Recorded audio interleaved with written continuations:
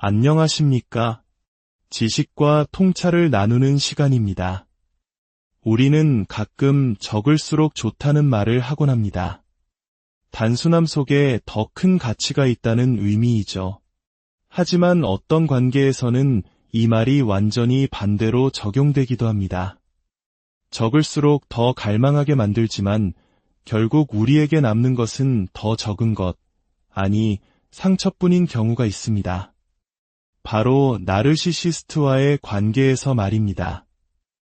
오늘 이야기는 바로 이 희소성이라는 심리적 무기에 대한 것입니다. 어떻게 그들은 우리를 이토록 혼란스럽게 만들고 그 관계의 늪에 빠뜨리는 것일까요? 본격적인 이야기에 앞서 잠시 시간을 내주시겠어요? 만약 오늘 이야기가 여러분의 마음에 작은 울림을 준다면 구독과 좋아요를 통해 저희에게 큰 힘을 실어주세요. 여러분의 관심은 더 깊이 있는 이야기를 만드는데 가장 소중한 자양분이 됩니다. 지혜를 구하는 여러분의 모든 길에 축복이 함께하길 기원합니다. 자, 그럼 시작하겠습니다. 20세기 초 미국의 위대한 작가 이디스 워튼의 소설에는 이런 구절이 나옵니다. 당시 뉴욕 상류층 사람들의 막강한 영향력에 대해 이야기하며 한 등장인물이 이렇게 말하죠. 그들의 영향력은 바로 이것 때문이 아닐까요? 스스로를 아주 드물게 드러내기 때문에 그토록 영향력이 큰 것이죠. 스스로를 희귀한 존재로 만드는 것. 이것이 바로 나르시시스트 관계의 핵심을 꿰뚫는 말입니다. 혹시 나르시시스트와의 관계를 경험해 보셨다면 러브바밍과 트라우마 결속이라는 말을 들어보셨을 겁니다. 러브바밍이란 관계 초반에 폭풍처럼 쏟아지는 애정과 관심, 선물을 의미하죠. 하지만 이것은 단순히 선물과 칭찬의 문제가 아닙니다. 러브바밍이 그토록 강력하게 작동하는 이유는 그 안에 희소성이라는 교묘한 장치가 숨어 있기 때문입니다. 요즘 연애 상담이나 콘텐츠를 보면 비슷한 고민이 참 많습니다. 마음에 드는 사람과 몇 번의 좋은 만남을 가졌고 분명 좋은 분위기라고 생각했는데 갑자기 상대방의 연락이 뜸해집니다. 휴대폰만 뚫어져라 쳐다보며 언제 답장이 올까 전전긍긍하는 사람들. 관계 초기 몇 주 동안은 어땠나요? 아마 상대방은 당신의 메시지에 즉시 답장했을 겁니다. 아침에 일어나면 좋은 아침 메시지를, 잠들기 전에는 잘 자라는 인사를 잊지 않았겠죠. 너 같은 사람은 처음이야. 지금 뭘 하고 있는지 궁금해 같은 말들로 당신을 세상 가장 특별한 사람으로 느끼게 했을 겁니다. 당신은 그와 완벽하게 연결되어 있다고 믿었을 겁니다. 하지만 몇 주가 지나자 모든 것이 변합니다. 답장은 점점 느려지고 어떨 때는 아예 오지 않기도 합니다. 바로 그 순간 당신의 머릿속에는 혼란의 소용돌이가 치기 시작합니다. 내가 뭘 잘못했지? 예전에는 바로바로 답장해줬는데. 물론 그들의 변명은 그럴듯합니다.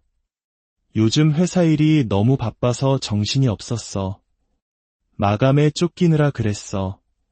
가족한테 급한 일이 생겨서.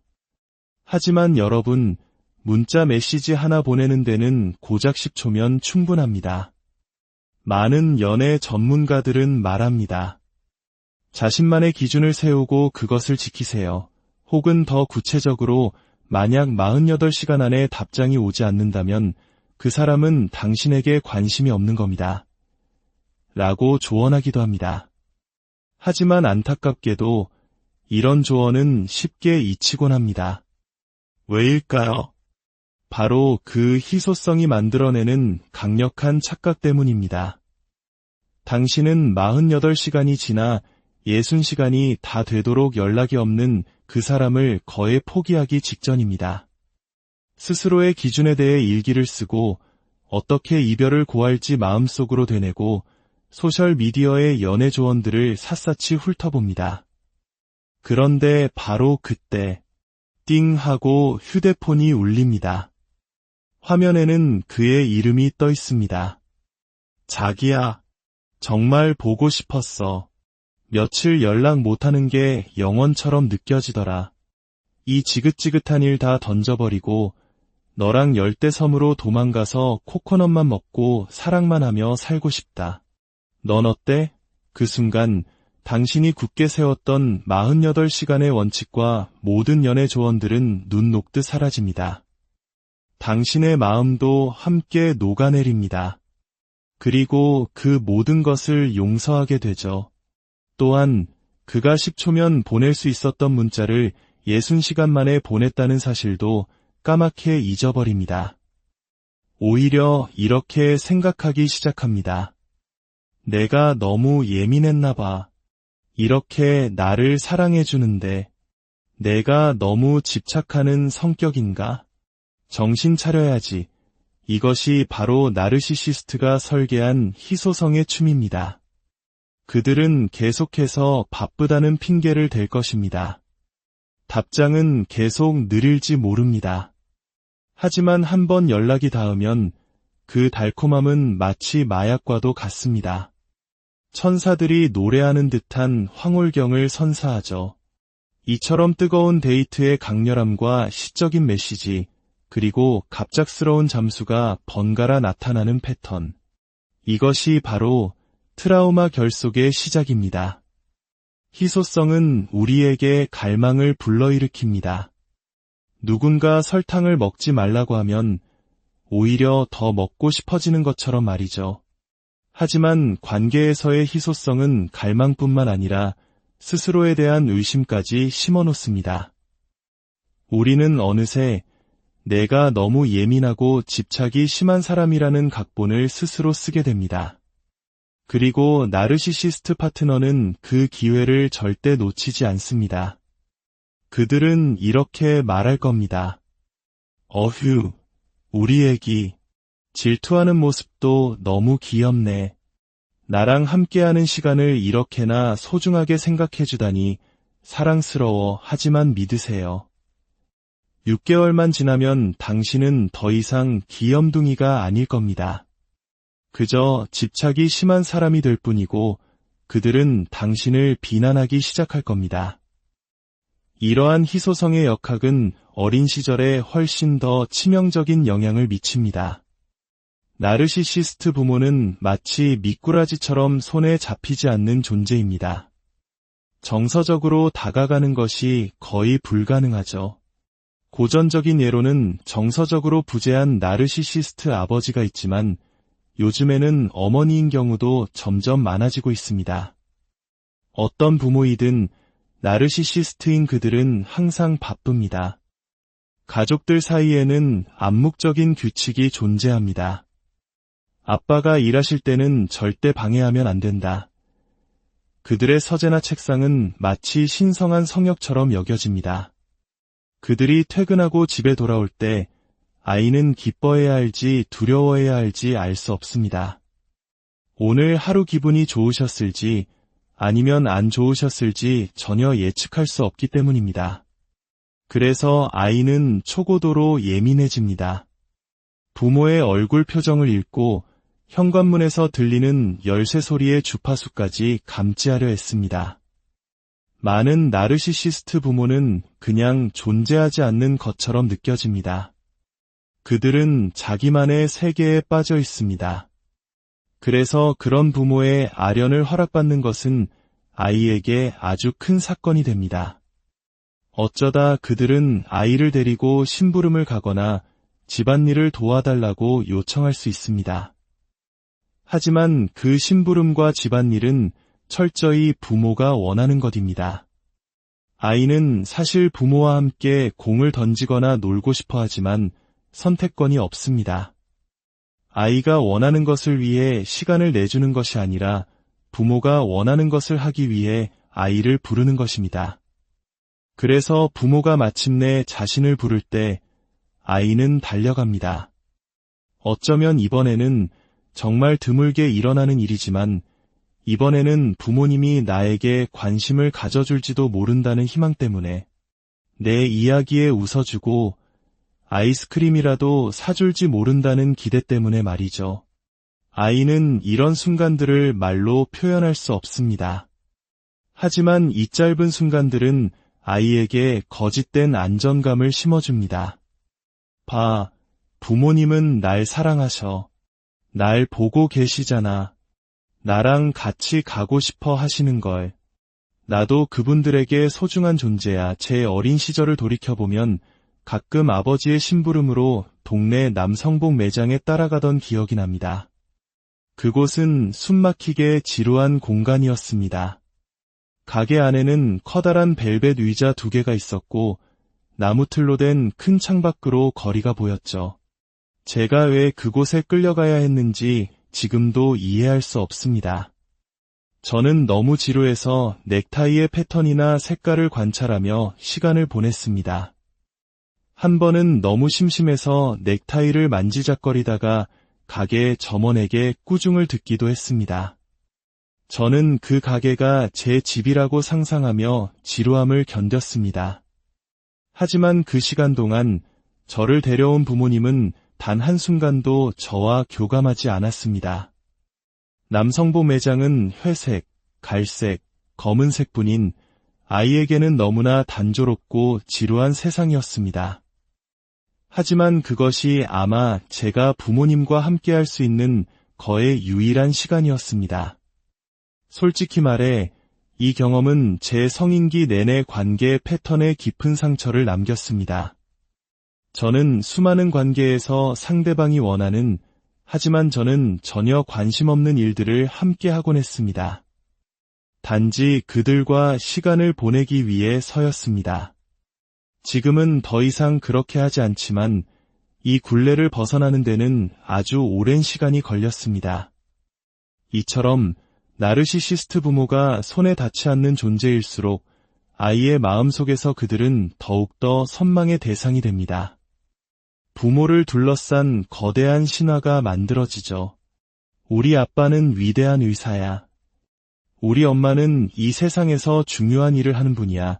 만약 그 위대하고 중요한 부모가 마침내 당신의 존재를 불러준다면 그 순간만큼은 당신도 중요한 사람이 된 것 같은 기분을 느낍니다. 가치 있는 존재, 어쩌면 사랑받는 존재라고 착각하게 되는 것입니다. 아이들은 이 시스템 안에서 작은 심부름꾼, 바리스타, 비서가 됩니다. 오직 그 희귀한 나르시시스트 부모와 잠시라도 함께하기 위해 그들의 눈에 띄기 위해 무엇이든 합니다. 커피 한 잔을 가져다 드릴 기회를 얻기 위해 커피가 쏟아져 부모님을 대게 하지 않으려고 조심조심 걷는 법을 배웁니다. 어떤 아이는 10살이 되기 전에 마티니 칵테일을 만드는 법을 터득하기도 합니다. 아이들은 부모의 관심을 얻기 위해 자신의 나이를 뛰어넘는 역할을 수행합니다. 그리고 수많은 내담자들이 제게 고백했습니다. 그 손에 닿지 않는 부모에게서 받은 아주 잠깐의 관심이 너무나 강렬해서 그들이 잘못되었다는 사실을 합리화하고 정당화하는 것을 멈추기가 너무나도 어려웠다고 말입니다. 당신은 구름이 걷히고 나르시시스트 부모라는 태양이 당신에게 잠시나마 빛을 비춰주기만을 기다렸습니다. 결국 이 희소성의 역학은 우리 마음속에 깊은 상처를 남깁니다. 우리는 사랑받거나 주목받기 위해서는 무언가 부족하며 무언가를 해내야만 한다고 믿게 됩니다. 그리고 마침내 그들의 주목을 받았을 때 우리는 스스로를 운이 좋다고 생각합니다. 성인이 되어서도 이 패턴은 반복됩니다. 왜 그가 내 문자에 답장하지 않는지 궁금해하며 우리는 그 원인을 우리 자신에게서 찾습니다. 내가 뭔가 잘못했기 때문일 거야. 그래서 우리는 소위 쿨한 여자인 척 연기합니다. 연락이 없어도 아무렇지 않은 척, 태연한 척 말이죠. 하지만 사실 당신은 전혀 괜찮지 않습니다. 이 모든 문제의 뿌리는 어린 시절, 그 텅 빈 공간에 있습니다. 우리는 어린 시절 내내 부재하고 무관심하고 단절되고 이기적이고 공감 능력 없는 부모가 우리를 바라봐 주기를, 알아봐 주기를 갈망하며 보냈습니다.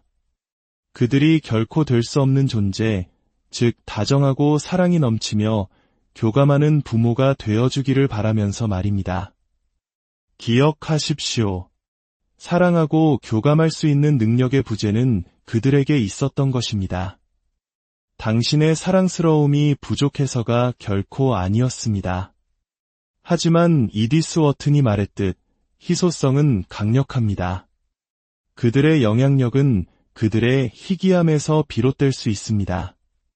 그들이 베푸는 아주 작은 빵 부스러기 같은 관심이 얼마나 강력하게 당신을 끌어당기는지, 그리고 그 관심을 얻기 위해 우리가 얼마나 원치 않는 일들을 하고 스스로를 바꾸려 하는지 경계해야 합니다.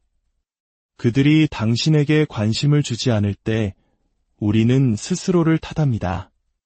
그리고 마음속에 이런 씨앗을 심습니다. 내가 조금만 더 중요한 사람이었다면 그들이 날 알아봐 줬을 텐데.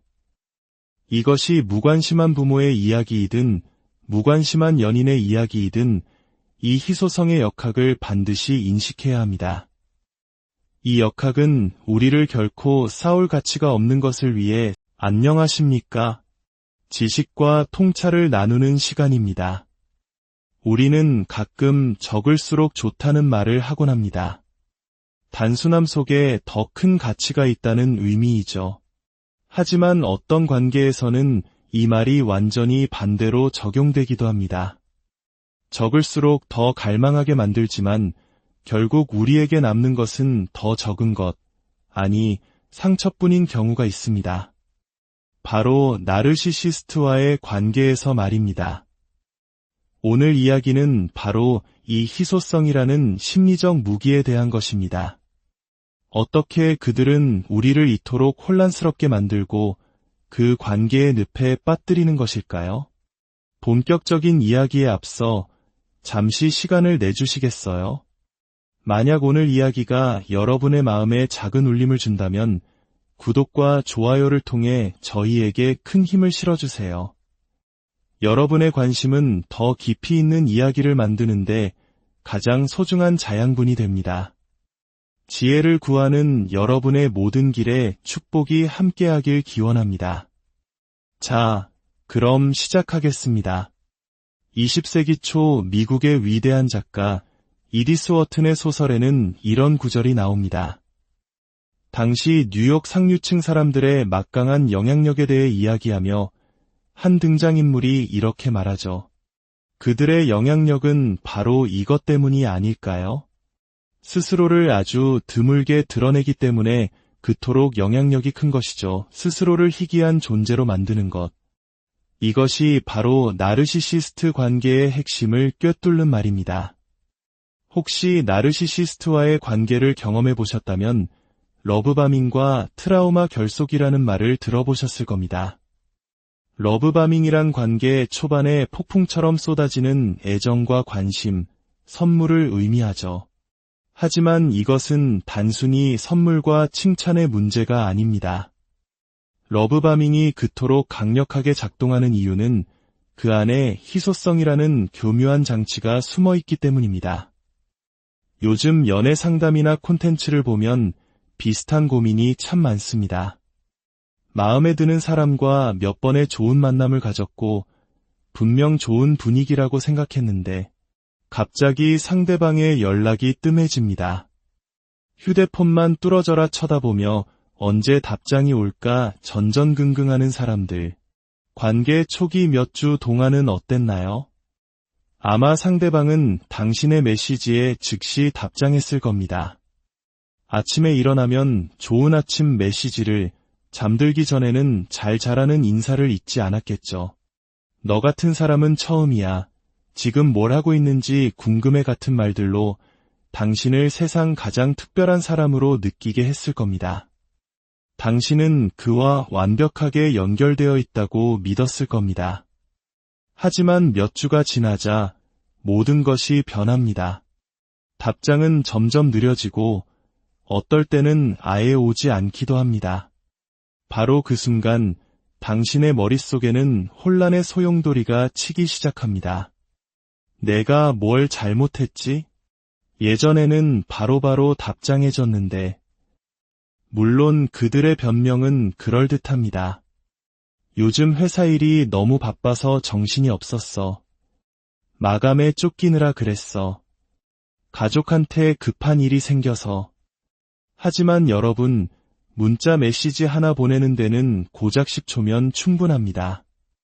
많은 연애 전문가들은 말합니다. 자신만의 기준을 세우고 그것을 지키세요. 혹은 더 구체적으로 만약 48시간 안에 답장이 오지 않는다면 그 사람은 당신에게 관심이 없는 겁니다. 라고 조언하기도 합니다. 하지만 안타깝게도 이런 조언은 쉽게 잊히곤 합니다. 왜일까요?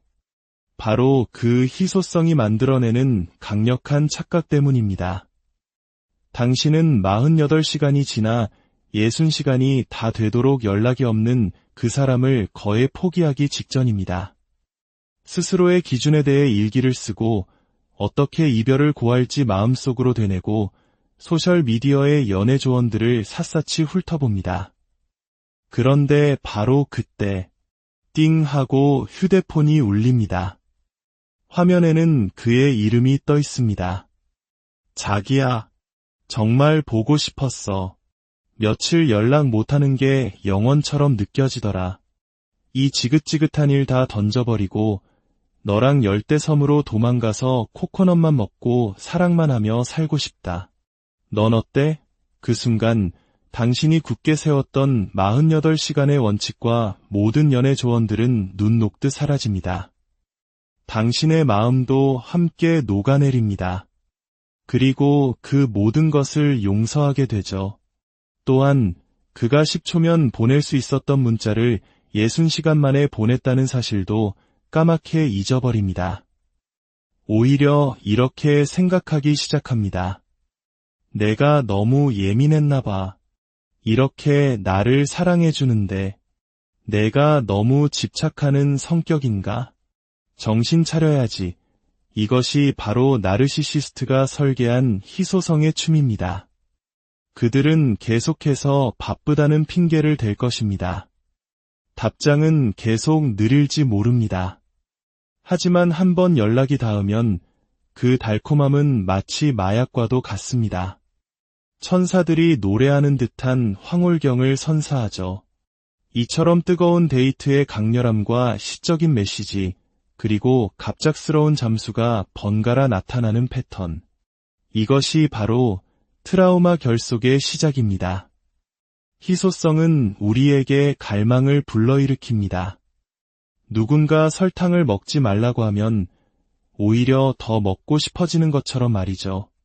하지만 관계에서의 희소성은 갈망뿐만 아니라 스스로에 대한 의심까지 심어놓습니다.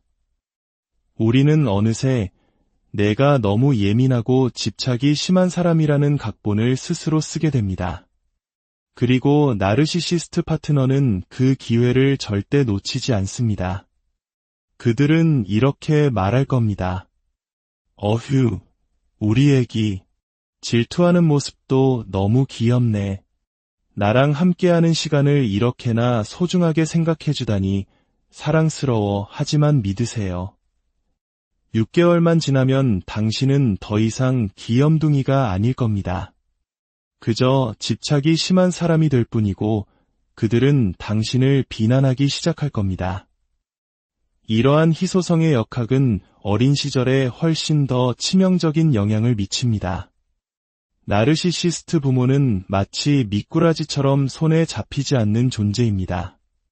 정서적으로 다가가는 것이 거의 불가능하죠. 고전적인 예로는 정서적으로 부재한 나르시시스트 아버지가 있지만 요즘에는 어머니인 경우도 점점 많아지고 있습니다. 어떤 부모이든 나르시시스트인 그들은 항상 바쁩니다. 가족들 사이에는 암묵적인 규칙이 존재합니다. 아빠가 일하실 때는 절대 방해하면 안 된다. 그들의 서재나 책상은 마치 신성한 성역처럼 여겨집니다. 그들이 퇴근하고 집에 돌아올 때 아이는 기뻐해야 할지 두려워해야 할지 알 수 없습니다. 오늘 하루 기분이 좋으셨을지 아니면 안 좋으셨을지 전혀 예측할 수 없기 때문입니다. 그래서 아이는 초고도로 예민해집니다. 부모의 얼굴 표정을 읽고 현관문에서 들리는 열쇠 소리의 주파수까지 감지하려 했습니다. 많은 나르시시스트 부모는 그냥 존재하지 않는 것처럼 느껴집니다. 그들은 자기만의 세계에 빠져 있습니다. 그래서 그런 부모의 아련을 허락받는 것은 아이에게 아주 큰 사건이 됩니다. 어쩌다 그들은 아이를 데리고 심부름을 가거나 집안일을 도와달라고 요청할 수 있습니다. 하지만 그 심부름과 집안일은 철저히 부모가 원하는 것입니다. 아이는 사실 부모와 함께 공을 던지거나 놀고 싶어 하지만 선택권이 없습니다. 아이가 원하는 것을 위해 시간을 내주는 것이 아니라 부모가 원하는 것을 하기 위해 아이를 부르는 것입니다. 그래서 부모가 마침내 자신을 부를 때 아이는 달려갑니다. 어쩌면 이번에는 정말 드물게 일어나는 일이지만 이번에는 부모님이 나에게 관심을 가져줄지도 모른다는 희망 때문에 내 이야기에 웃어주고 아이스크림이라도 사줄지 모른다는 기대 때문에 말이죠. 아이는 이런 순간들을 말로 표현할 수 없습니다. 하지만 이 짧은 순간들은 아이에게 거짓된 안정감을 심어줍니다. 봐, 부모님은 날 사랑하셔. 날 보고 계시잖아. 나랑 같이 가고 싶어 하시는걸. 나도 그분들에게 소중한 존재야. 제 어린 시절을 돌이켜보면 가끔 아버지의 심부름으로 동네 남성복 매장에 따라가던 기억이 납니다. 그곳은 숨막히게 지루한 공간이었습니다. 가게 안에는 커다란 벨벳 의자 2개가 있었고 나무틀로 된 큰 창밖으로 거리가 보였죠. 제가 왜 그곳에 끌려가야 했는지 지금도 이해할 수 없습니다. 저는 너무 지루해서 넥타이의 패턴이나 색깔을 관찰하며 시간을 보냈습니다. 한 번은 너무 심심해서 넥타이를 만지작거리다가 가게 점원에게 꾸중을 듣기도 했습니다. 저는 그 가게가 제 집이라고 상상하며 지루함을 견뎠습니다. 하지만 그 시간 동안 저를 데려온 부모님은 단 한순간도 저와 교감하지 않았습니다. 남성복 매장은 회색, 갈색, 검은색뿐인 아이에게는 너무나 단조롭고 지루한 세상이었습니다. 하지만 그것이 아마 제가 부모님과 함께할 수 있는 거의 유일한 시간이었습니다. 솔직히 말해 이 경험은 제 성인기 내내 관계의 패턴에 깊은 상처를 남겼습니다. 저는 수많은 관계에서 상대방이 원하는, 하지만 저는 전혀 관심 없는 일들을 함께 하곤 했습니다.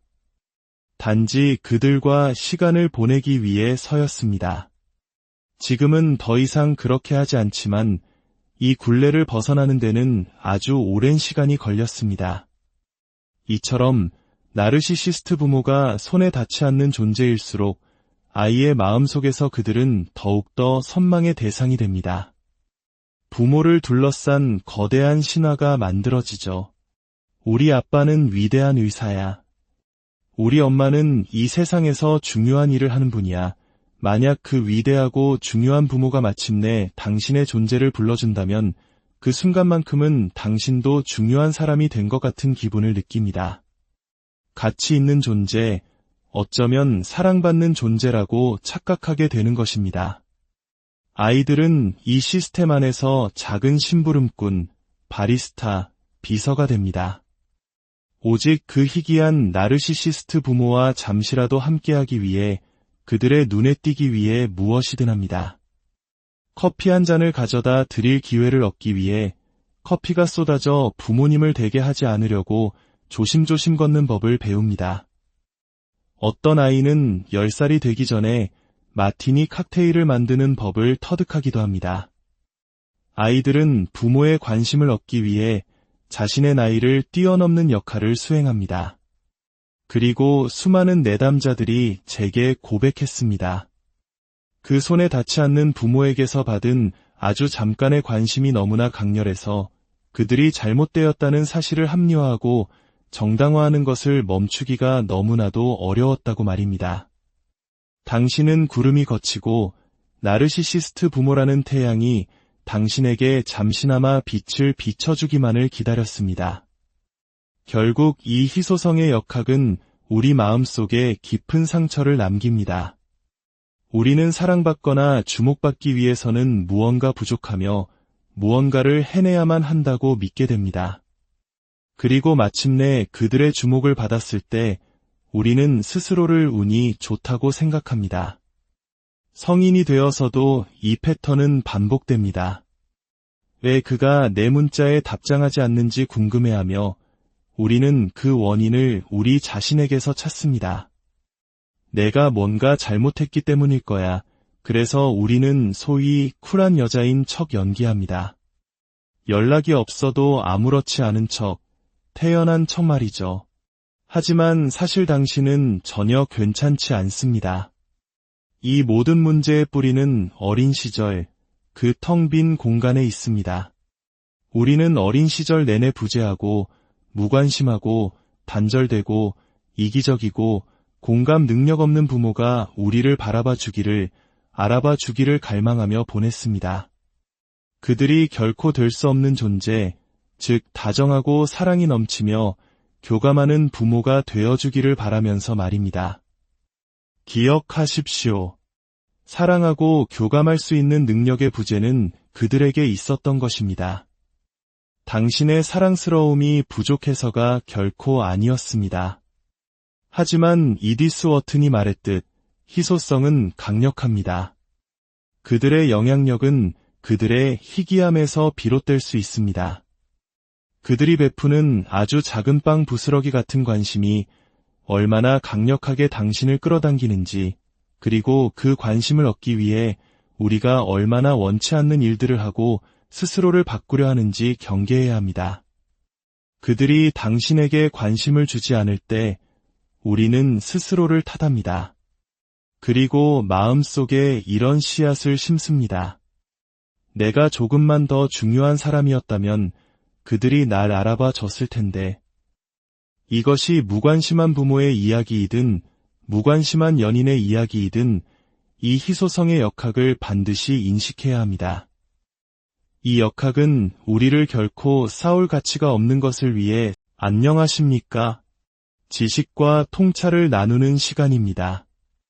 우리는 가끔 적을수록 좋다는 말을 하곤 합니다.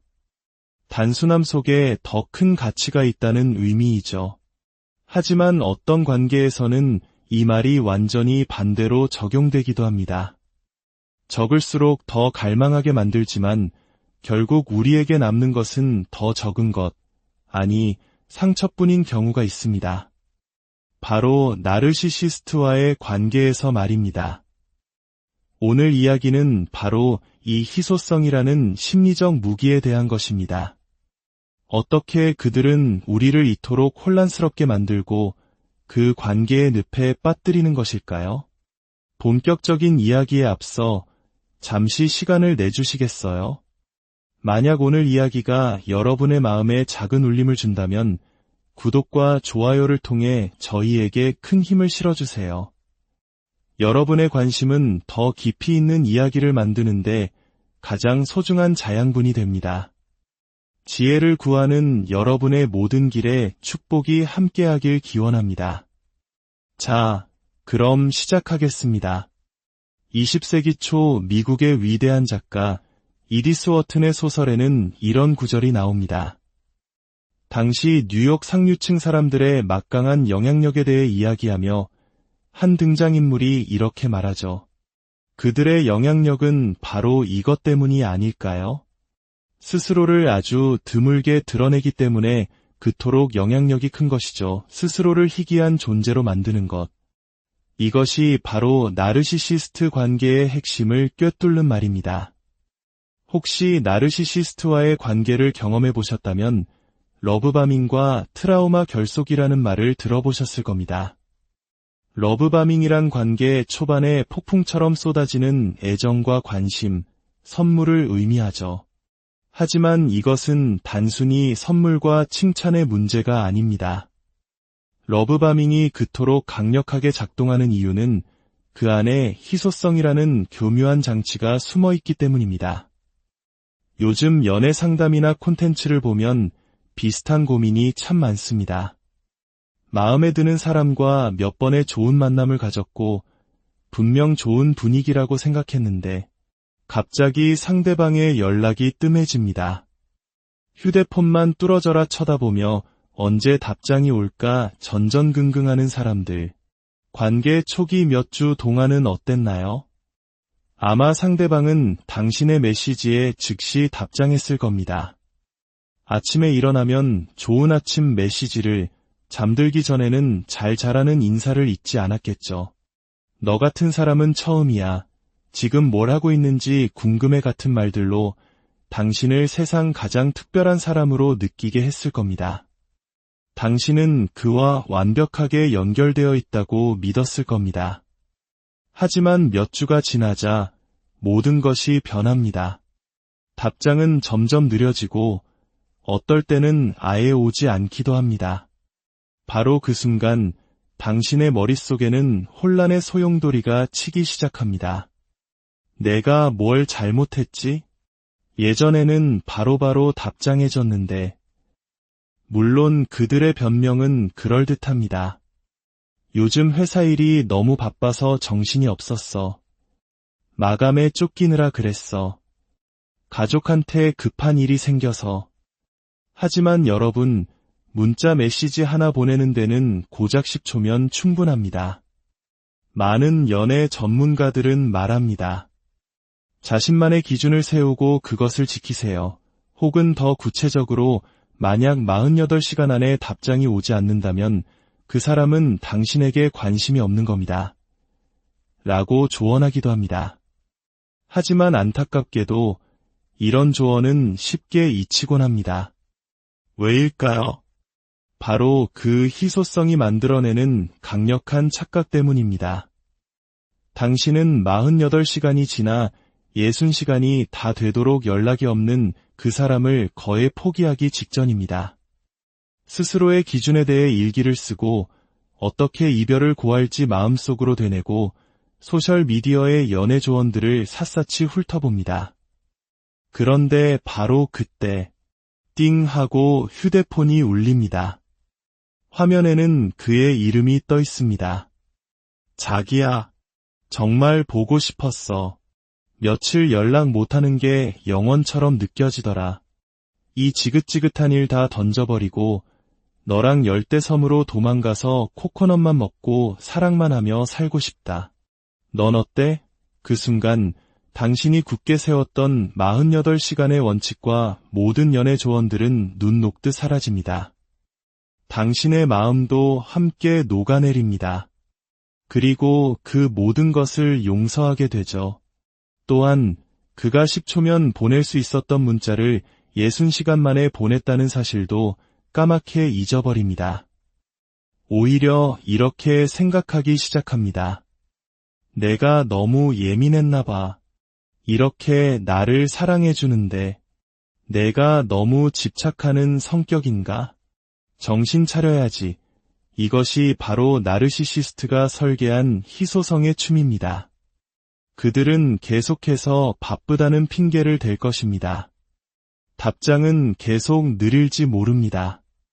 하지만 한번 연락이 닿으면 그 달콤함은 마치 마약과도 같습니다.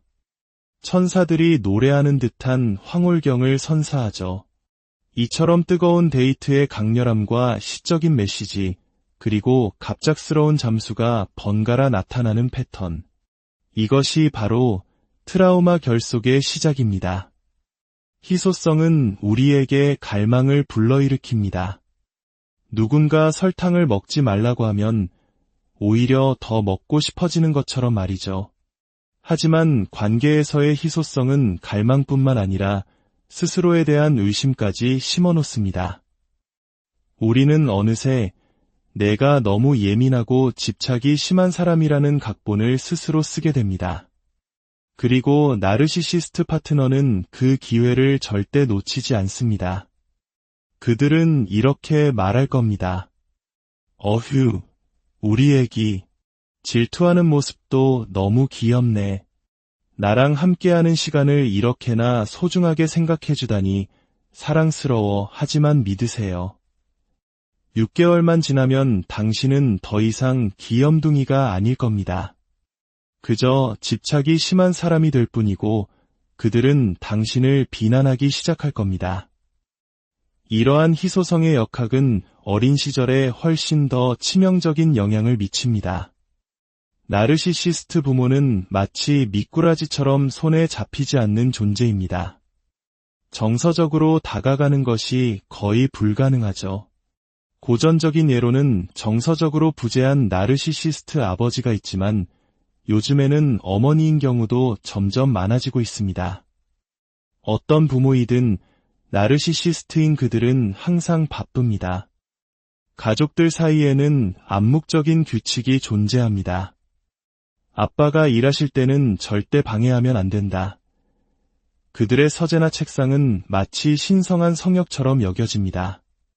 그들이 퇴근하고 집에 돌아올 때 아이는 기뻐해야 할지 두려워해야 할지 알 수 없습니다. 오늘 하루 기분이 좋으셨을지 아니면 안 좋으셨을지 전혀 예측할 수 없기 때문입니다. 그래서 아이는 초고도로 예민해집니다. 부모의 얼굴 표정을 읽고 현관문에서 들리는 열쇠 소리의 주파수까지 감지하려 했습니다.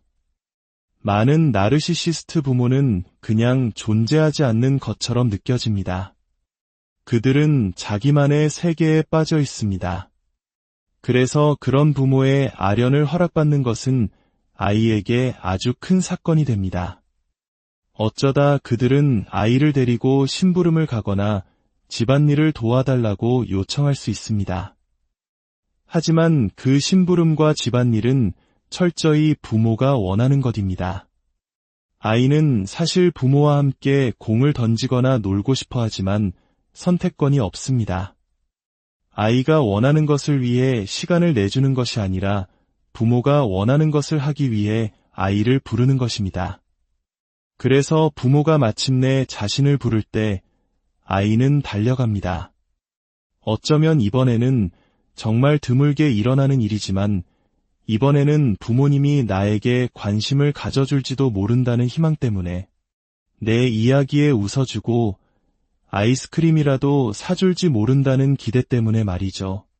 아이는 이런 순간들을 말로 표현할 수 없습니다. 하지만 이 짧은 순간들은 아이에게 거짓된 안정감을 심어줍니다. 봐, 부모님은 날 사랑하셔. 날 보고 계시잖아. 나랑 같이 가고 싶어 하시는 걸. 나도 그분들에게 소중한 존재야. 제 어린 시절을 돌이켜보면 가끔 아버지의 심부름으로 동네 남성복 매장에 따라가던 기억이 납니다. 그곳은 숨막히게 지루한 공간이었습니다. 가게 안에는 커다란 벨벳 의자 2개가 있었고 나무틀로 된 큰 창밖으로 거리가 보였죠. 제가 왜 그곳에 끌려가야 했는지 지금도 이해할 수 없습니다. 저는 너무 지루해서 넥타이의 패턴이나 색깔을 관찰하며 시간을 보냈습니다. 한 번은 너무 심심해서 넥타이를 만지작거리다가 가게 점원에게 꾸중을 듣기도 했습니다. 저는 그 가게가 제 집이라고 상상하며 지루함을 견뎠습니다. 하지만 그 시간 동안 저를 데려온 부모님은 단 한순간도 저와 교감하지 않았습니다. 남성복 매장은 회색, 갈색, 검은색뿐인 아이에게는 너무나 단조롭고 지루한 세상이었습니다. 하지만 그것이 아마 제가 부모님과 함께할 수 있는 거의 유일한 시간이었습니다. 솔직히 말해 이 경험은 제 성인기 내내 관계의 패턴에 깊은 상처를 남겼습니다. 저는 수많은 관계에서 상대방이 원하는, 하지만 저는 전혀 관심 없는 일들을 함께 하곤 했습니다. 단지 그들과 시간을 보내기 위해서였습니다. 지금은 더 이상 그렇게 하지 않지만 이 굴레를 벗어나는 데는 아주 오랜 시간이 걸렸습니다. 이처럼 나르시시스트 부모가 손에 닿지 않는 존재일수록 아이의 마음속에서 그들은 더욱더 선망의 대상이 됩니다. 부모를 둘러싼 거대한 신화가 만들어지죠. 우리 아빠는 위대한 의사야. 우리 엄마는 이 세상에서 중요한 일을 하는 분이야. 만약 그 위대하고 중요한 부모가 마침내 당신의 존재를 불러준다면 그 순간만큼은 당신도 중요한 사람이 된 것 같은 기분을 느낍니다. 가치 있는 존재, 어쩌면 사랑받는 존재라고 착각하게 되는 것입니다. 아이들은 이 시스템 안에서 작은 심부름꾼, 바리스타, 비서가 됩니다. 오직 그 희귀한 나르시시스트 부모와 잠시라도 함께하기 위해 그들의 눈에 띄기 위해 무엇이든 합니다. 커피 한 잔을 가져다 드릴 기회를 얻기 위해 커피가 쏟아져 부모님을 대게 하지 않으려고 조심조심 걷는 법을 배웁니다. 어떤 아이는 10살이 되기 전에 마티니 칵테일을 만드는 법을 터득하기도 합니다. 아이들은 부모의 관심을 얻기 위해 자신의 나이를 뛰어넘는 역할을 수행합니다. 그리고 수많은 내담자들이 제게 고백했습니다. 그 손에 닿지 않는 부모에게서 받은 아주 잠깐의 관심이 너무나 강렬해서 그들이 잘못되었다는 사실을 합리화하고 정당화하는 것을 멈추기가 너무나도 어려웠다고 말입니다. 당신은 구름이 걷히고 나르시시스트 부모라는 태양이 당신에게 잠시나마 빛을 비춰주기만을 기다렸습니다. 결국 이 희소성의 역학은 우리 마음속에 깊은 상처를 남깁니다. 우리는 사랑받거나 주목받기 위해서는 무언가 부족하며 무언가를 해내야만 한다고 믿게 됩니다. 그리고 마침내 그들의 주목을 받았을 때 우리는 스스로를 운이 좋다고 생각합니다. 성인이 되어서도 이 패턴은 반복됩니다. 왜 그가 내 문자에 답장하지 않는지 궁금해하며 우리는 그 원인을 우리 자신에게서 찾습니다. 내가 뭔가 잘못했기 때문일 거야. 그래서 우리는 소위 쿨한 여자인 척 연기합니다. 연락이 없어도 아무렇지 않은 척, 태연한 척 말이죠. 하지만 사실 당신은 전혀 괜찮지 않습니다. 이 모든 문제의 뿌리는 어린 시절, 그 텅 빈 공간에 있습니다. 우리는 어린 시절 내내 부재하고 무관심하고 단절되고 이기적이고 공감 능력 없는 부모가 우리를 바라봐 주기를, 알아봐 주기를 갈망하며 보냈습니다. 그들이 결코 될 수 없는 존재, 즉 다정하고 사랑이 넘치며 교감하는 부모가 되어주기를 바라면서 말입니다. 기억하십시오. 사랑하고 교감할 수 있는 능력의 부재는 그들에게 있었던 것입니다. 당신의 사랑스러움이 부족해서가 결코 아니었습니다. 하지만 이디스 워튼이 말했듯 희소성은 강력합니다. 그들의 영향력은 그들의 희귀함에서 비롯될 수 있습니다. 그들이 베푸는 아주 작은 빵 부스러기 같은 관심이 얼마나 강력하게 당신을 끌어당기는지, 그리고 그 관심을 얻기 위해 우리가 얼마나 원치 않는 일들을 하고 스스로를 바꾸려 하는지 경계해야 합니다. 그들이 당신에게 관심을 주지 않을 때 우리는 스스로를 탓합니다. 그리고 마음속에 이런 씨앗을 심습니다. 내가 조금만 더 중요한 사람이었다면 그들이 날 알아봐 줬을 텐데. 이것이 무관심한 부모의 이야기이든 무관심한 연인의 이야기이든 이 희소성의 역학을 반드시 인식해야 합니다. 이 역학은 우리를 결코 싸울 가치가 없는 것을 위해 안녕하십니까? 지식과 통찰을 나누는 시간입니다. 우리는 가끔 적을수록 좋다는 말을 하곤 합니다. 단순함 속에 더 큰 가치가 있다는 의미이죠. 하지만 어떤 관계에서는 이 말이 완전히 반대로 적용되기도 합니다. 적을수록 더 갈망하게 만들지만 결국 우리에게 남는 것은 더 적은 것, 아니 상처뿐인 경우가 있습니다. 바로 나르시시스트와의 관계에서 말입니다. 오늘 이야기는 바로 이 희소성이라는 심리적 무기에 대한 것입니다. 어떻게 그들은 우리를 이토록 혼란스럽게 만들고 그 관계의 늪에 빠뜨리는 것일까요? 본격적인 이야기에 앞서 잠시 시간을 내주시겠어요? 만약 오늘 이야기가 여러분의 마음에 작은 울림을 준다면 구독과 좋아요를 통해 저희에게 큰 힘을 실어주세요. 여러분의 관심은 더 깊이 있는 이야기를 만드는데 가장 소중한 자양분이 됩니다. 지혜를 구하는 여러분의 모든 길에 축복이 함께하길 기원합니다. 자, 그럼 시작하겠습니다. 20세기 초 미국의 위대한 작가 이디스 워튼의 소설에는 이런 구절이 나옵니다.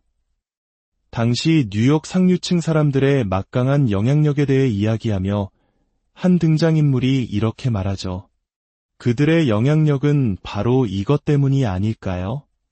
스스로를 아주 드물게 드러내기 때문에 그토록 영향력이 큰 것이죠. 스스로를 희귀한 존재로 만드는 것. 이것이 바로 나르시시스트 관계의 핵심을 꿰뚫는 말입니다. 혹시 나르시시스트와의 관계를 경험해 보셨다면 러브바밍과 트라우마 결속이라는 말을 들어보셨을 겁니다. 러브바밍이란 관계 초반에 폭풍처럼 쏟아지는 애정과 관심, 선물을 의미하죠. 하지만 이것은 단순히 선물과 칭찬의 문제가 아닙니다. 러브바밍이 그토록 강력하게 작동하는 이유는 그 안에 희소성이라는 교묘한 장치가 숨어 있기 때문입니다. 요즘 연애 상담이나 콘텐츠를 보면 비슷한 고민이 참 많습니다. 마음에 드는 사람과 몇 번의 좋은 만남을 가졌고 분명 좋은 분위기라고 생각했는데 갑자기 상대방의 연락이 뜸해집니다. 휴대폰만 뚫어져라 쳐다보며 언제 답장이 올까 전전긍긍하는 사람들. 관계 초기 몇 주 동안은 어땠나요? 아마 상대방은 당신의 메시지에 즉시 답장했을 겁니다. 아침에 일어나면 좋은 아침 메시지를, 잠들기 전에는 잘 자라는 인사를 잊지 않았겠죠. 너 같은 사람은 처음이야. 지금 뭘 하고 있는지 궁금해 같은 말들로 당신을 세상 가장 특별한 사람으로 느끼게 했을 겁니다. 당신은 그와 완벽하게 연결되어 있다고 믿었을 겁니다. 하지만 몇 주가 지나자 모든 것이 변합니다. 답장은 점점 느려지고 어떨 때는 아예 오지 않기도 합니다. 바로 그 순간 당신의 머릿속에는 혼란의 소용돌이가 치기 시작합니다. 내가 뭘 잘못했지? 예전에는 바로바로 답장해줬는데. 물론 그들의 변명은 그럴듯합니다. 요즘 회사 일이 너무 바빠서 정신이 없었어. 마감에 쫓기느라 그랬어. 가족한테 급한 일이 생겨서. 하지만 여러분, 문자 메시지 하나 보내는 데는 고작 10초면 충분합니다. 많은 연애 전문가들은 말합니다. 자신만의 기준을 세우고 그것을 지키세요. 혹은 더 구체적으로 만약 48시간 안에 답장이 오지 않는다면 그 사람은 당신에게 관심이 없는 겁니다. 라고 조언하기도 합니다. 하지만 안타깝게도 이런 조언은 쉽게 잊히곤 합니다. 왜일까요? 바로 그 희소성이 만들어내는 강력한 착각 때문입니다. 당신은 48시간이 지나 60시간이 다 되도록 연락이 없는 그 사람을 거의 포기하기 직전입니다. 스스로의 기준에 대해 일기를 쓰고 어떻게 이별을 고할지 마음속으로 되뇌고 소셜미디어의 연애 조언들을 샅샅이 훑어봅니다. 그런데 바로 그때 띵 하고 휴대폰이 울립니다. 화면에는 그의 이름이 떠 있습니다. 자기야, 정말 보고 싶었어. 며칠 연락 못하는 게 영원처럼 느껴지더라. 이 지긋지긋한 일 다 던져버리고 너랑 열대섬으로 도망가서 코코넛만 먹고 사랑만 하며 살고 싶다. 넌 어때? 그 순간 당신이 굳게 세웠던 48시간의 원칙과 모든 연애 조언들은 눈 녹듯 사라집니다. 당신의 마음도 함께 녹아내립니다. 그리고 그 모든 것을 용서하게 되죠. 또한 그가 10초면 보낼 수 있었던 문자를 60시간 만에 보냈다는 사실도 까맣게 잊어버립니다. 오히려 이렇게 생각하기 시작합니다. 내가 너무 예민했나 봐. 이렇게 나를 사랑해주는데 내가 너무 집착하는 성격인가? 정신 차려야지. 이것이 바로 나르시시스트가 설계한 희소성의 춤입니다. 그들은 계속해서 바쁘다는 핑계를 댈 것입니다. 답장은 계속 느릴지 모릅니다. 하지만 한번 연락이 닿으면 그 달콤함은 마치 마약과도 같습니다. 천사들이 노래하는 듯한 황홀경을 선사하죠. 이처럼 뜨거운 데이트의 강렬함과 시적인 메시지, 그리고 갑작스러운 잠수가 번갈아 나타나는 패턴. 이것이 바로 트라우마 결속의 시작입니다. 희소성은 우리에게 갈망을 불러일으킵니다. 누군가 설탕을 먹지 말라고 하면 오히려 더 먹고 싶어지는 것처럼 말이죠. 하지만 관계에서의 희소성은 갈망뿐만 아니라 스스로에 대한 의심까지 심어놓습니다. 우리는 어느새 내가 너무 예민하고 집착이 심한 사람이라는 각본을 스스로 쓰게 됩니다. 그리고 나르시시스트 파트너는 그 기회를 절대 놓치지 않습니다. 그들은 이렇게 말할 겁니다. 어휴, 우리 애기, 질투하는 모습도 너무 귀엽네. 나랑 함께하는 시간을 이렇게나 소중하게 생각해주다니 사랑스러워. 하지만 믿으세요. 6개월만 지나면 당신은 더 이상 귀염둥이가 아닐 겁니다.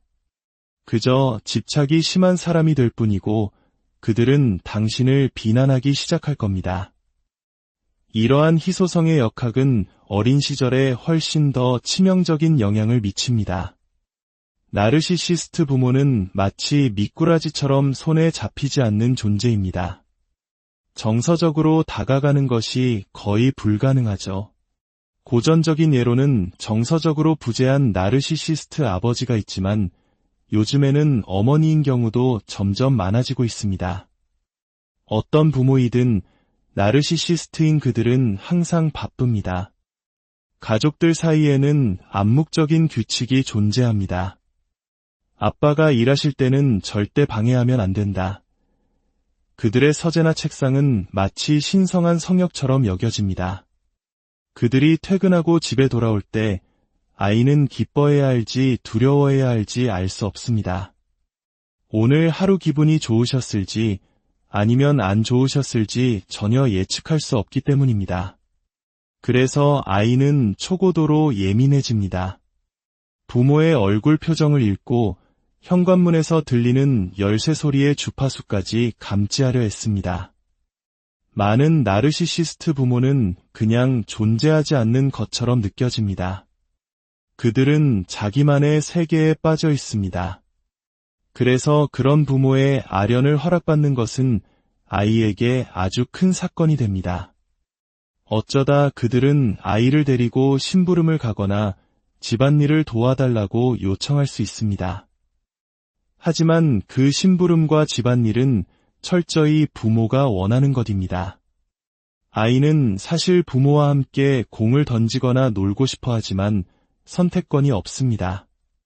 아이가 원하는 것을 위해 시간을 내주는 것이 아니라 부모가 원하는 것을 하기 위해 아이를 부르는 것입니다. 그래서 부모가 마침내 자신을 부를 때 아이는 달려갑니다. 어쩌면 이번에는 정말 드물게 일어나는 일이지만 이번에는 부모님이 나에게 관심을 가져줄지도 모른다는 희망 때문에 내 이야기에 웃어주고 아이스크림이라도 사줄지 모른다는 기대 때문에 말이죠. 아이는 이런 순간들을 말로 표현할 수 없습니다. 하지만 이 짧은 순간들은 아이에게 거짓된 안정감을 심어줍니다. 봐, 부모님은 날 사랑하셔. 날 보고 계시잖아. 나랑 같이 가고 싶어 하시는 걸. 나도 그분들에게 소중한 존재야. 제 어린 시절을 돌이켜보면 가끔 아버지의 심부름으로 동네 남성복 매장에 따라가던 기억이 납니다. 그곳은 숨막히게 지루한 공간이었습니다. 가게 안에는 커다란 벨벳 의자 2개가 있었고 나무틀로 된 큰 창밖으로 거리가 보였죠. 제가 왜 그곳에 끌려가야 했는지 지금도 이해할 수 없습니다. 저는 너무 지루해서 넥타이의 패턴이나 색깔을 관찰하며 시간을 보냈습니다. 한 번은 너무 심심해서 넥타이를 만지작거리다가 가게 점원에게 꾸중을 듣기도 했습니다. 저는 그 가게가 제 집이라고 상상하며 지루함을 견뎠습니다. 하지만 그 시간 동안 저를